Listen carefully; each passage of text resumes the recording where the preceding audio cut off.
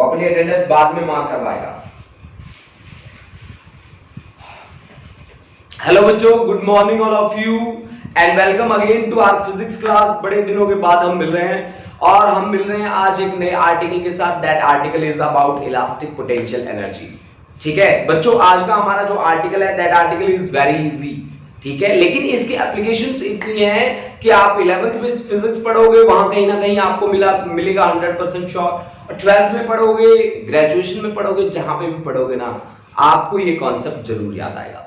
देखो बच्चों, सबसे पहले बात आती है पोटेंशियल एनर्जी की। जब मैं पोटेंशियल एनर्जी की बात करता हूं तो मेरे सामने एक ही सपना आता है, और वो सपना मुझे आता है वो न्यूटन बाबा का नियम। तो वो क्या कहता था भाई, एप्पल है ना सर पे आगे गिरा, ठीक है, और सर पे आगे गिरा तो उसने सोचा नीचे क्यों गिरा।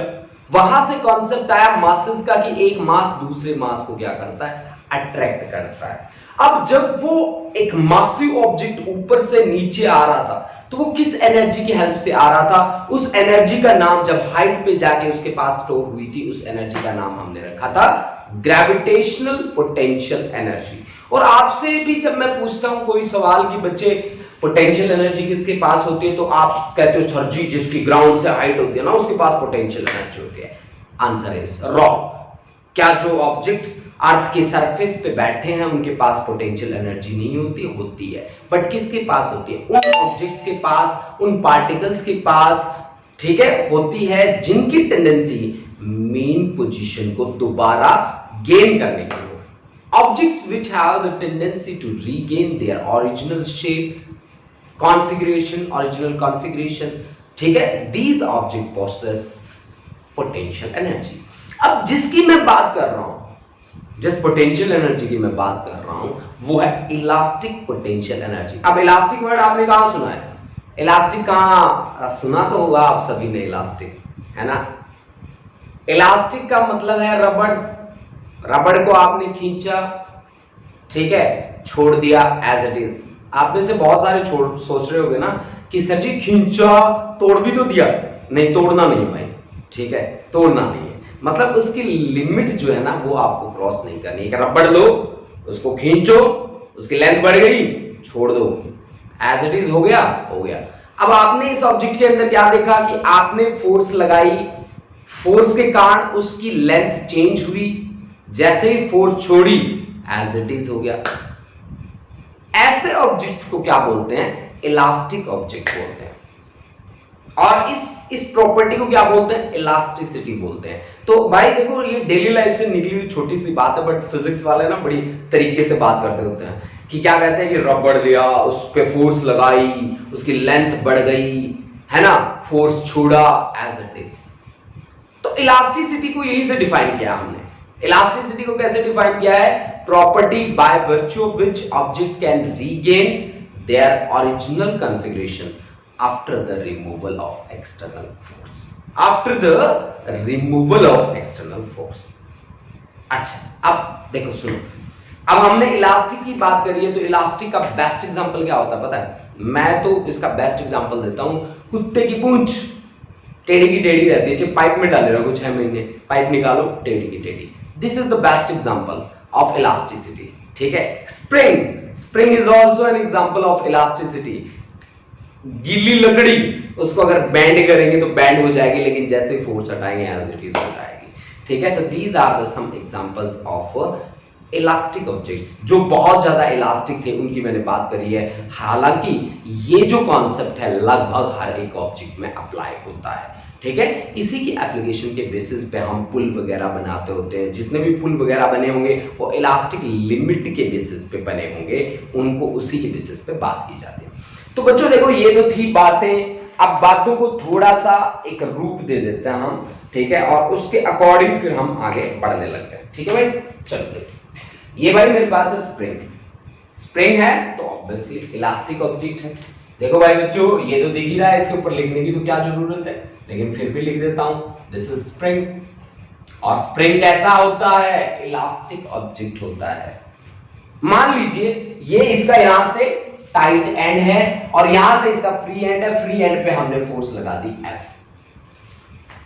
अब फोर्स लगाएंगे तो क्या होगा, उसकी लेंथ बढ़ जाएगी, लेंथ बढ़ जाएगी, मान लो 1 2 3 4 टर्न्स है, 4 थोड़े थोड़े अलग फैला दो ऐसे ऐसे, एक्सटेंशन हो गई, आपने फोर्स लगाई, एक्सटेंशन कितनी हुई, यहां से लेकर यहां तक उसकी लेंथ इंक्रीज हो गई and say that length is x, x extension हुई। अब बच्चों आप चाहे x को थोड़ा और बढ़ा दो, थोड़ा और घटा दो, जैसे ही यहां आके फोर्स को छोड़ोगे, जैसे ही आपने फोर्स लगानी बंद करी, वैसे ही अब आपने यहां आगे फोर्स को छोड़ दिया, जैसे ही आपने छोड़ा तो ये स्प्रिंग क्या करता है, वापस आ जाता है अपनी मेन पोजीशन पे, ऐसे ऐसे, ये वापस आ गया अपनी मेन पोजीशन पे। तो अब वापस किसके कारण आया, आपने तो यहां आगे फोर्स छोड़ दी थी, उसके पास कोई एनर्जी तो नहीं थी ना, नहीं थी। क्या कहीं ना कहीं से एनर्जी आएगी, जी हां आएगी। अब कहां से आएगी कि जब आप फोर्स उस डायरेक्शन में लगा रहे थे तो न्यूटन बाबा क्या कहते हैं कि forces always exist in the form of pair, ठीक है, force always exist in the form of pair. तो यहां पे इसके अपोजिट डायरेक्शन में एक फोर्स डेवलप हुई थी, लेकिन उसका जोर नहीं था आप वाली फोर्स पे, क्योंकि आपकी अप्लाइड ग्रेटर थी। यानी कि यहां पे एक रीस्टोर होती जा रही थी फोर्स, जिसकी डायरेक्शन किस तरफ थी, टुवर्ड्स द मीन पोजीशन। यानी कि F एक फोर्स क्या हुई है यहां पे, रीस्टोर हुई है, जिसकी direction towards the mean position. अगर ऐसी फोर्स ना होती तो इसके पास कोई एनर्जी ना होती, और एनर्जी ना होती तो आप इसको खींच के छोड़ देते, ये वहीं का वहीं रहता, बट ये वहीं का वहीं नहीं रहता, क्योंकि इसके पास कोई ना कोई एनर्जी आई है। अब उस एनर्जी का नाम है इलास्टिक पोटेंशियल एनर्जी। उसको कैसे करेंगे सॉल्व, सबसे पहले हम रीस्टोरिंग फोर्स निकालते हैं। देखो बच्चों, जितना ज्यादा आप डिस्प्लेसमेंट ट्रेवल करते उतना ही ज्यादा फोर्स रिस्टोर होता, क्योंकि उसको उसकी मीन पोजीशन पे पहुंचाना, आगे थोड़े ना लेके जाना। तो आप क्या कहोगे कि यहां पे जो रीस्टोर हुई है force F restoring is directly proportional to, किसके डायरेक्टली प्रोपोर्शनल रहेगी भाई, displacement from mean position, that is directly proportional to displacement from mean position, mean position. अगर आप ज्यादा खींच दोगे तो भी ये वापस जाएगा, कम खींच दोगे तो भी वापस जाएगा, किसके बेसिस पे, रीस्टोरिंग फोर्स के बेसिस पे। यानी कि यहां पे जो रीस्टोरिंग फोर्स होगी F restoring is directly proportional to displacement x। Displacement तो x ही हुआ, डिस्प्लेसमेंट x। अब मेरी बात सुनो ध्यान से, मैंने क्या कहा कि restoring force is directly proportional to displacement from mean position, मैंने यही बात कही ना।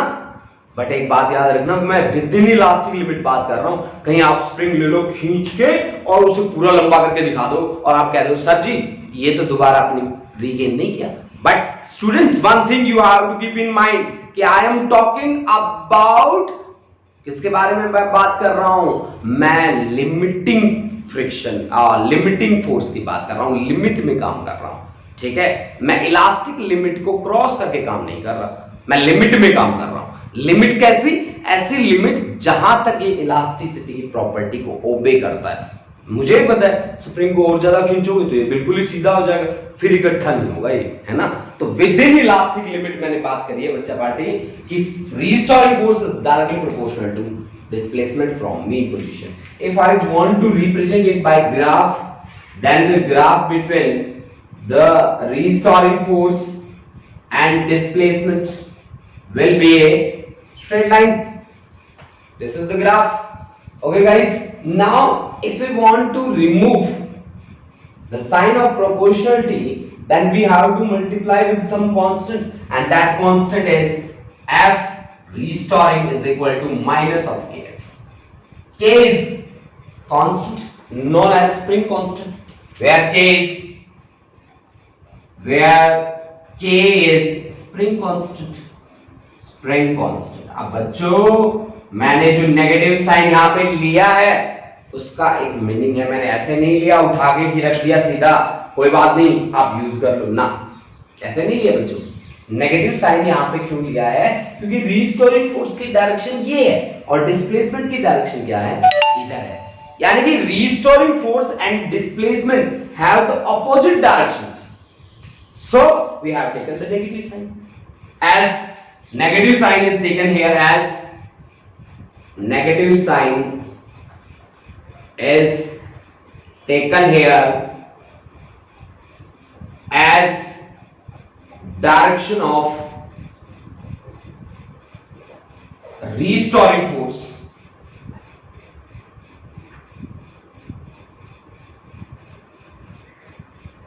and restoring force and displacement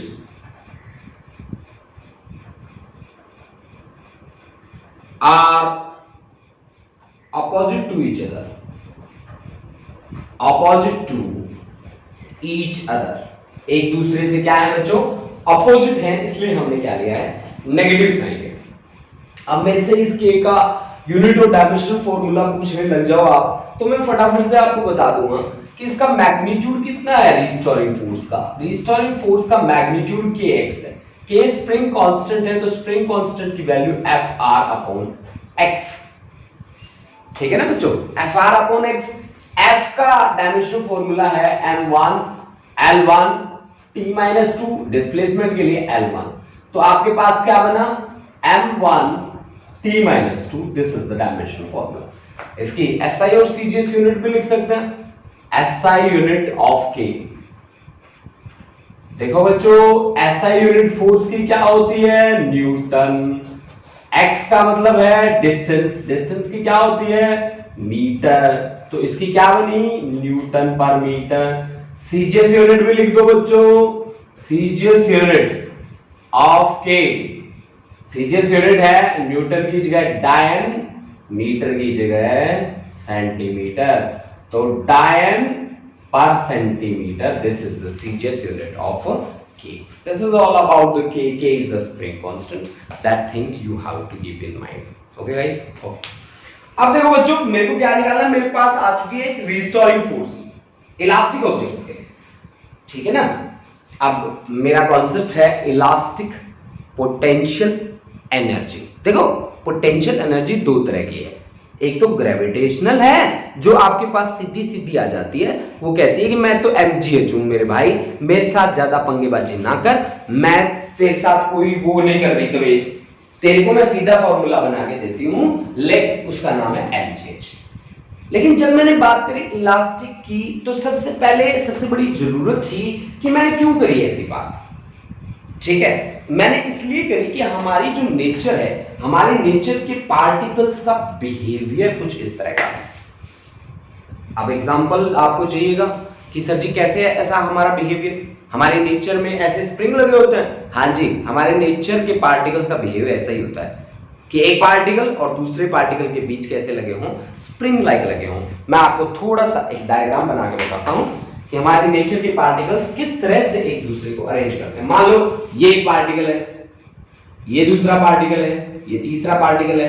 particle तो घने सारे हैं, लेकिन चलो मैं इनमें से थोड़ा सा आपको एग्जांपल दे, मैटर के पार्टिकल दिखा रहा हूं बच्चों, ठीक है? कहीं सोचो कि ये कहां से ले आए सर, मैटर के पार्टिकल्स है भाई, और ये सारे के सारे इस तरह से जुड़े होते हैं स्प्रिंग लाइक।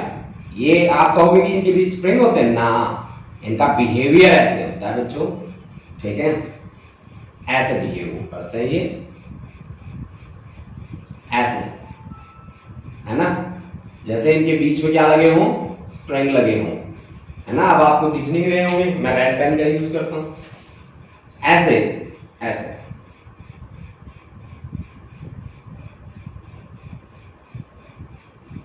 ऐसे,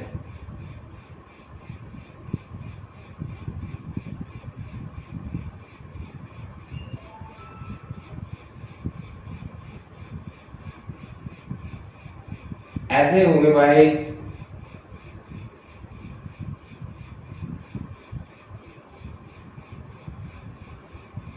ऐसे बच्चों देखो हमारी नेचर के जो पार्टिकल्स हैं उनका बिहेवियर इस तरह का है बच्चों। अब देखो बच्चों, अगर आपने एक यहां इसको डिस्टर्ब कर दिया तो क्या ये सारे के सारे डिस्टर्ब नहीं होंगे? Answer is yes. और अगर ये अपनी मीन पोजीशन पे वापस आएगा तो ये भी तो अपनी मीन पोजीशन पे वापस आएंगे। अब ऐसा कहां होता है? ऐसा होता है क्या कहीं? होता है। साउंड जो मैं प्रोड्यूस कर रहा हूं, तो उस साउंड में क्या होता है कि मेरे रूम में पार्टिकल्स बैठे हैं, मैंने यहां बैठे पार्टिकल्स को मारा धक्का। धक्का ही तो कंप्रेशन और रेयरफ्रैक्शन ही तो होते हैं साउंड में। देखा होगा आपके घरों में बूफर होता होगा, बूफर में ऐसे ऐसे बजता होगा, ठीक है? तो बूफर को देखा होगा आपने, ठीक है? तो वहां पे कंप्रेशन और रेयरफ्रैक्शन से होते हैं। तो कंप्रेशन में पार्टिकल को मैंने क्या मारा? धक्का। पार्टिकल ने अगले पार्टिकल को मारा, लेकिन क्या वो पार्टिकल धक्का मारने के बाद वहीं पे बैठे हैं आराम से रिलैक्स करके? अगर वो रिलैक्स करके बैठे होते तो मैं एक बार तो ऐसे बोल जाता, उसके बाद क्या बोलता? मैं ऐसे ऐसे करता रहता। देखो, है ना? आ रही आवाज? नहीं आई थी ना? तो वो आवाज क्यों आ रही है? क्योंकि वो पार्टिकल वापिस आ रहे हैं अपनी मीन पोजीशन पे, वापिस एकदम से वापिस आते हैं, ठीक है? तो ये नेचर हमारी मैटर का है, हमारे मैटर के पार्टिकल्स का है, ठीक है? इसीलिए हम इस पे बात कर रहे हैं बच्चों। अब बात आती है कि अब तक तो हमने फोर्स की बात करी है, रीस्टोरिंग फोर्स की बात करी है। अब आप रीस्टोरिंग जो एनर्जी है उसकी भी बात करके बता दो हमें। बिल्कुल बता देते हैं बच्चों। अब हमारा मेन आर्टिकल स्टार्ट होता है जिसका नाम है इलास्टिक पोटेंशियल एनर्जी। अब बच्चों आपको पता चल गया कि रीस्टोरिंग फोर्स की वैल्यू ये होती है, पता चल गया क्या होती है? F is equal to minus of kx। F क्या है? Restoring force, restoring force. अब मान लीजिए कि यहां पे डिस्प्लेसमेंट x नहीं होता, dx डिस्प्लेसमेंट होता है। अगर dx डिस्प्लेसमेंट होता है, छोटा डिस्प्लेसमेंट है, then there must be a small energy stored, that is dx। ये डायग्राम आप दोबारा से बनाओगे।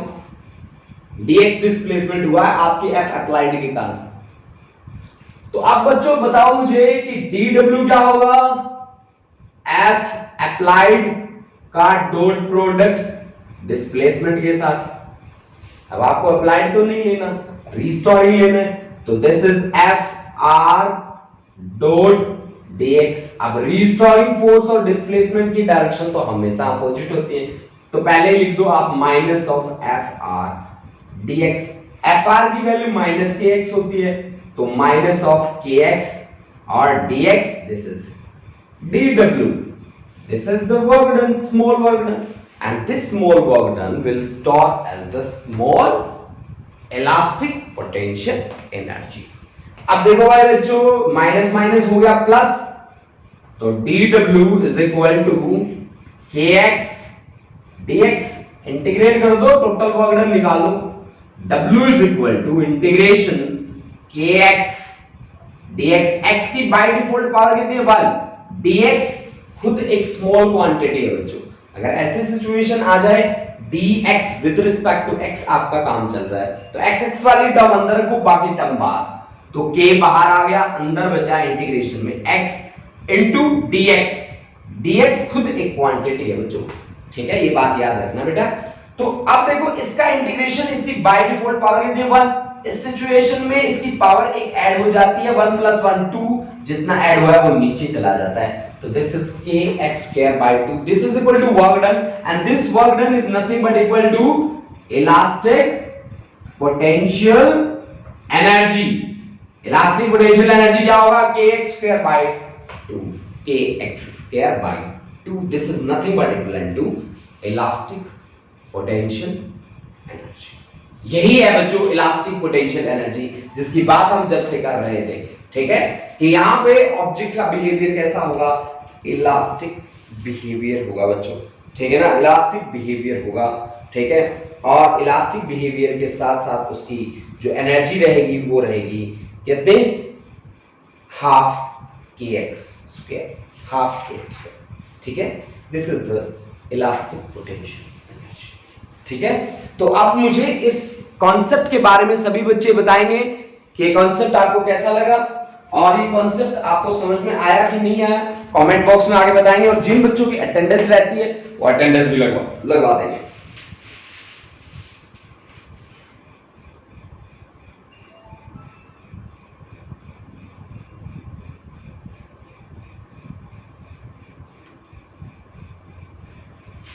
अच्छा, मैं जिन जिन बच्चों के नाम बोलता जा रहा हूं उनमें से अगर कोई रह जाए अटेंडेंस में तो एक बार फिर से कमेंट बॉक्स में आके मेंशन कर देंगे। रोमिका 11A, निधि 11C, Abhi 11C, Harshit 11C, Bhisham 11C, Khushwinder Kaur grade 11C, Harkamalpreet Singh 11C, Ishdeep 11A, Ishaan 11C,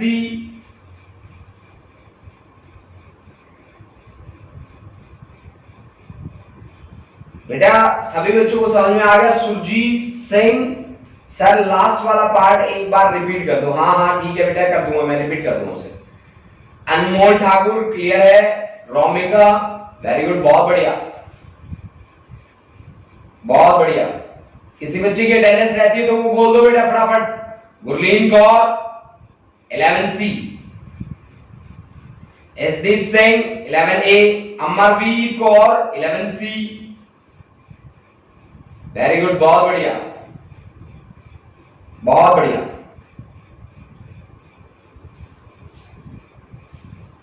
बहुत बढ़िया बच्चों, बहुत बढ़िया, शाबाश।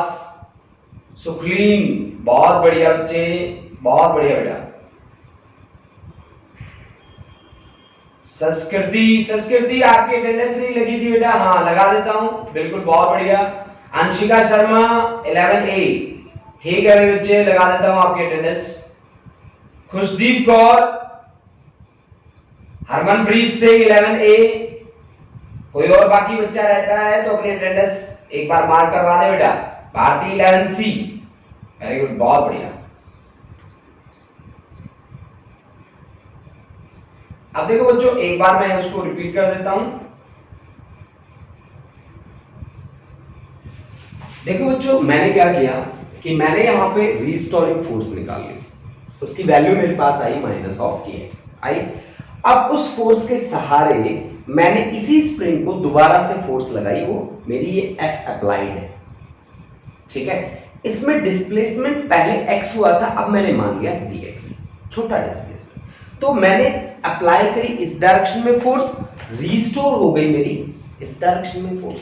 मेरे को क्या निकालना है? स्मॉल डिस्प्लेसमेंट के लिए स्मॉल वर्क, dx का मतलब है कि ये क्या है? स्मॉल डिस्प्लेसमेंट है। अब स्मॉल डिस्प्लेसमेंट के लिए स्मॉल वर्क तो बनता है, स्मॉल वर्क क्या होगा?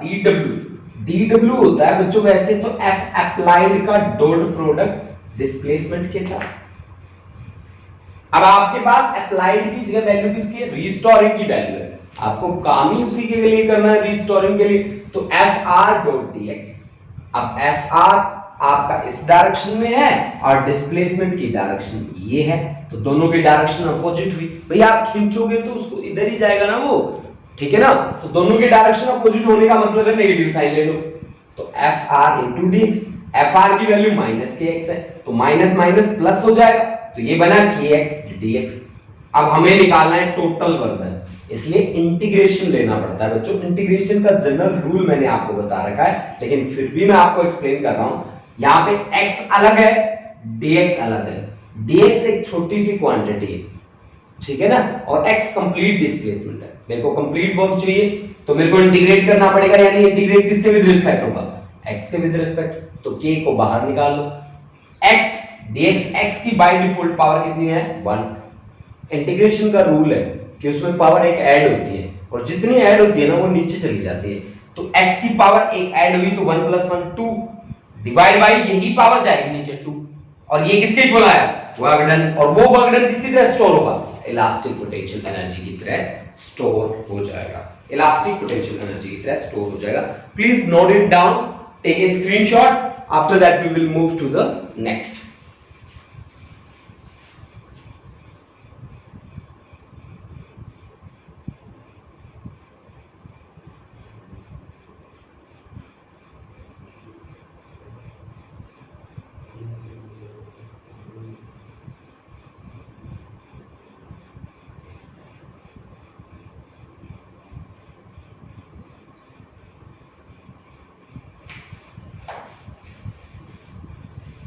Okay students, now we move to the law of conservation of energy.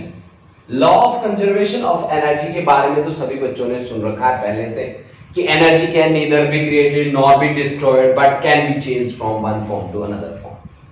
Conservation of energy हर जगह पे अप्लाई होता है, हर जगह पे law of conservation of energy apply होता है।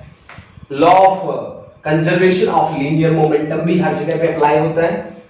Law of conservation of charge भी हर जगह पे अप्लाई होता है। लॉ ऑफ कंजर्वेशन ऑफ मास भी हर जगह पे अप्लाई होता है। तो ये कुछ बातें हैं बच्चों जो आप नोट कर लिया करो, जो मैं आपको बताऊं।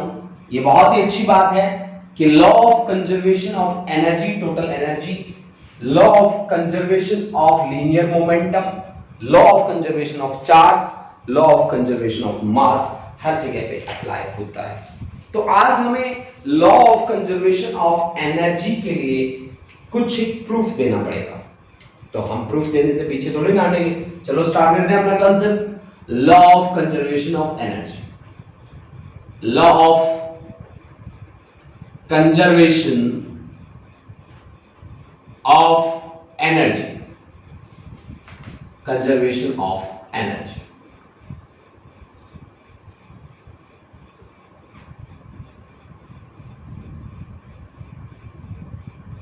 Law of conservation of energy, ठीक है।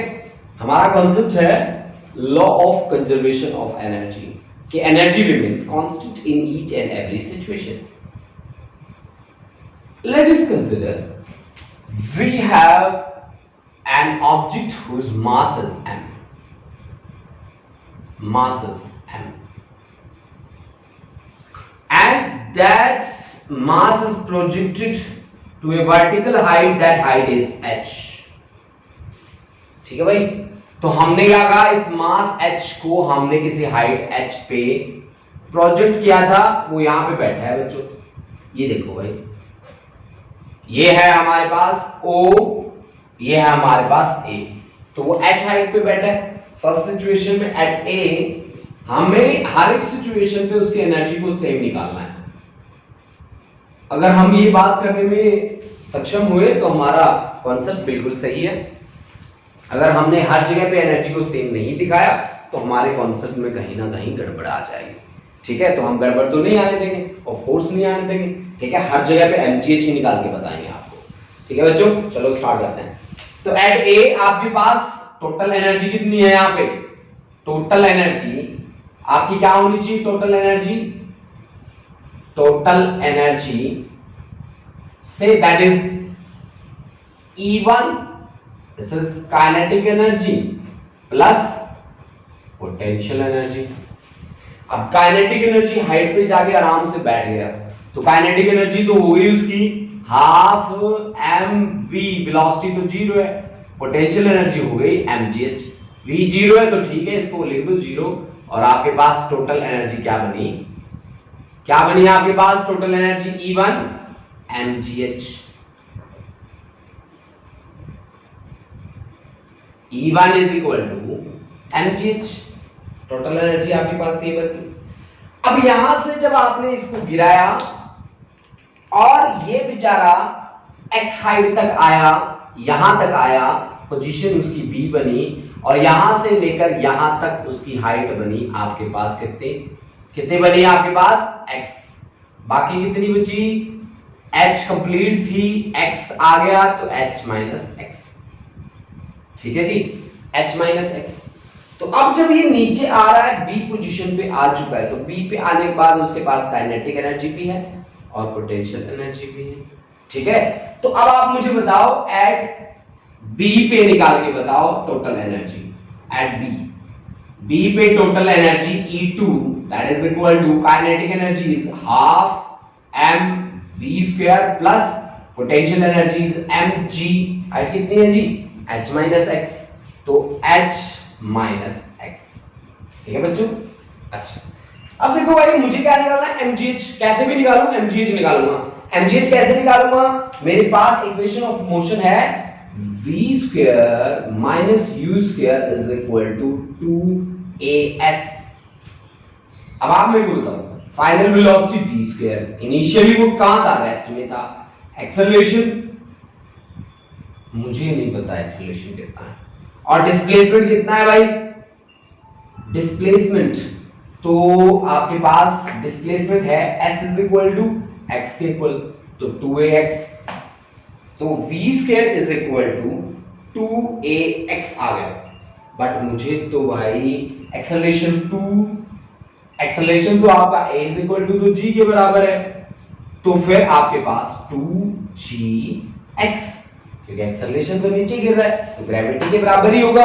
ओके, तो v square is equal to 2gx, तो v स्क्वायर की ये वैल्यू कहां रख देते हैं जी? यहां रख देते हैं भाई। तो v स्क्वायर की वैल्यू रखते ही आपके पास E2 इज इक्वल टू कितना बन गया? हाफ m v स्क्वायर की वैल्यू है 2gx plus mgh minus x। तो भाई बच्चों फिर से वही बात, 2 से 2 कैंसिल, तो ये बना mgx plus mgh minus mgx से mgx कैंसिल, बचा क्या? mgh, यानी कि E2 भी आपका क्या आया भाई बच्चों? mgh आया। से this is equation number second, यानी कि सेकंड इक्वेशन भी हमारी mgh के बराबर आई है। बहुत ही इजी कॉन्सेप्ट है बच्चों, बहुत ही ज्यादा इजी कॉन्सेप्ट है, और इस कॉन्सेप्ट को आप चुटकियों में प्रिपेयर कर सकते हो। ठीक है, आपके लिए कोई बहुत बड़ी टेंशन नहीं देगा ये कॉन्सेप्ट। ठीक है, एट सी भी निकाल लो, इसी तरह से सी पे काम करो। एट सी नहीं, एट ओ ग्राउंड पे गिर चुका है। अब जब ग्राउंड पे गिर चुका है तो total energy E3 that is equal to only क्या? काइनेटिक एनर्जी, क्योंकि पोटेंशियल एनर्जी तो यहां पे क्या हो चुकी है? जीरो। काइनेटिक एनर्जी बची है केवल और केवल काइनेटिक एनर्जी। अब आप इसको सॉल्व करके देखो क्या आपका कॉन्सेप्ट बनता है। ठीक है,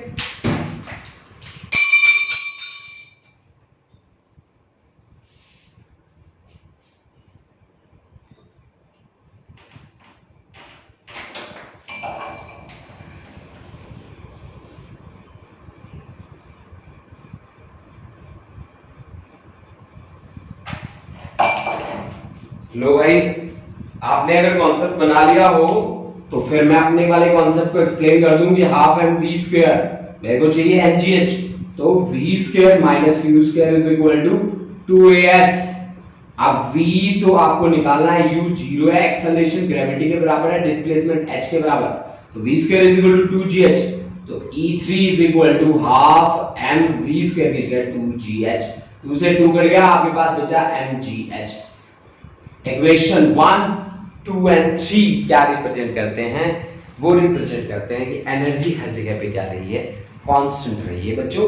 और कांस्टेंट रहने का मतलब है कि energy remains conserved in each and every situation. In each and every situation energy remains conserved. Energy क्या रहेगी? कंजर्व्ड रहेगी। तो ये था काफी इजी आर्टिकल था। देखो बच्चों, मैं आपको पहले भी बता चुका हूं कि ये जो यूनिट है आपके पास, इस यूनिट का नाम हमने दिया है work, power and energy. That unit is very easy.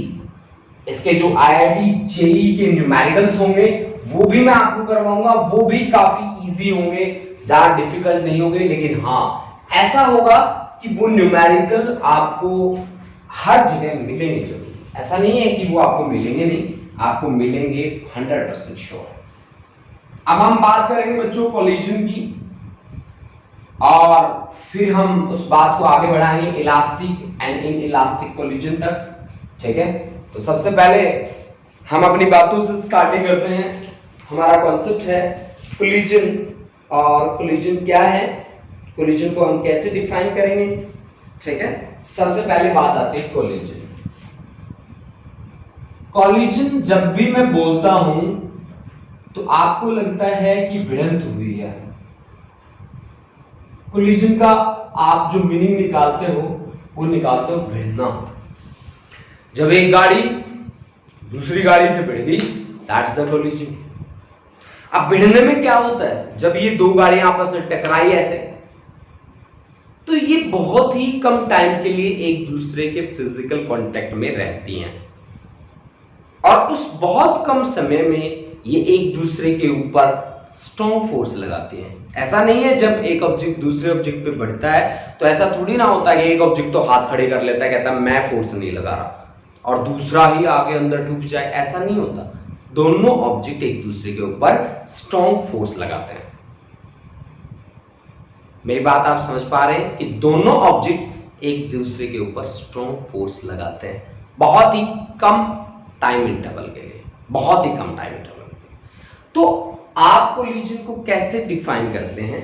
Collision को आप बोलते हैं एक आइसोलेटेड इवेंट जिसमें दो या दो से ज्यादा कोलाइडिंग ऑब्जेक्ट एक दूसरे के ऊपर स्ट्रॉन्ग फोर्स लगाते हैं for a short interval of time. तो इसकी डेफिनेशन तो अब हमें बनानी पड़ेगी। Collision is an isolated event जहां बाहर किसी भी फोर्स का कोई लेना देना नहीं होता, आइसोलेटेड होती है पूरी, isolated event in which two or more, दो होने चाहिए भाई, कहीं एक से ही आप कोलिजन करा दो, two or more objects exert strong force on one another, strong forces on one another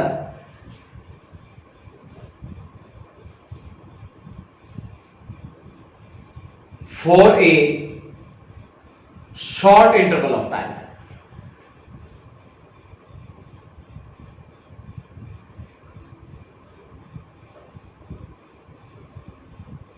For a short interval of time.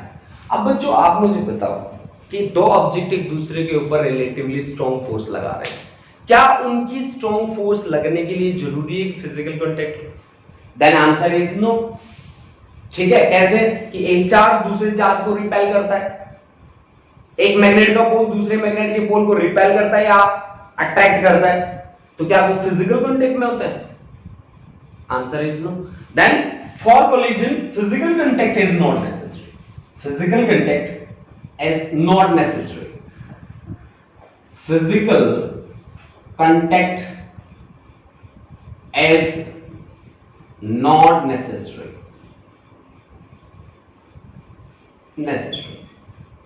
Physical contact होना कोई जरूरी नहीं है, ठीक है। हाँ होगा तो भी वहां पे कोलिजन कॉन्सेप्ट आ जाएगा, अगर नहीं होगा तो भी वहां पे कोलिजन का कॉन्सेप्ट तो आएगा ही आएगा।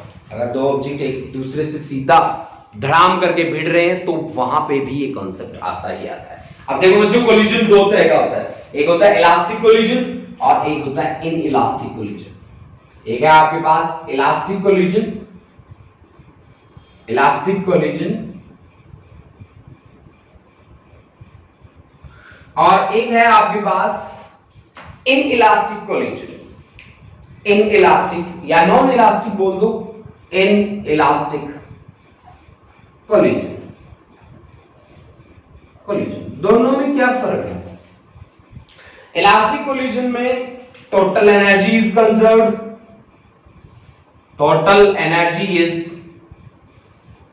Conserved, conserved. नंबर एक बात, total momentum is conserved, momentum is conserved, kinetic energy is conserved. But इसमें क्या फर्क है? मैं आपको बता दूं कि ये दोनों टर्म यहां पे सेम है। इन इलास्टिक में भी टोटल एनर्जी कंजर्व्ड रहेगी, कंजर्व्ड। अच्छा, टोटल मोमेंटम भी इसकी कंजर्व्ड रहेगी, okay guys. But kinetic energy is not conserved, not conserved. Kinetic energy is not conserved, kinetic energy इसकी कंजर्व्ड नहीं रहेगी। यहां इलास्टिक कोलिजन में E की वैल्यू होती है 1 और यहां E की वैल्यू क्या रहेगी? 0। E की वैल्यू 1 इलास्टिक कोलिजन में और E की वैल्यू 0 इन इलास्टिक कोलिजन में। E की वैल्यू 0 रहेगी इन इलास्टिक में, E की वैल्यू 1 रहेगी इलास्टिक में। ठीक है बच्चों, तो आज का लेक्चर आपका कैसा रहा? प्लीज कमेंट बॉक्स में आइए। जिन बच्चों की अटेंडेंस मार्क मैंने नहीं करी वो अटेंडेंस जरूर बता दें, क्योंकि ये यही अटेंडेंस है जिसके बेसिस पे आपके इंटरनल मार्क्स लगने हैं। तो प्लीज अपनी अटेंडेंस कोई भी बच्चा ना भूले और अपनी अटेंडेंस जरूर मार्क करवा दे, ठीक है बच्चों। और फटाफट से मेरे को बता दो कि आज का लेक्चर कैसा रहा, ठीक है।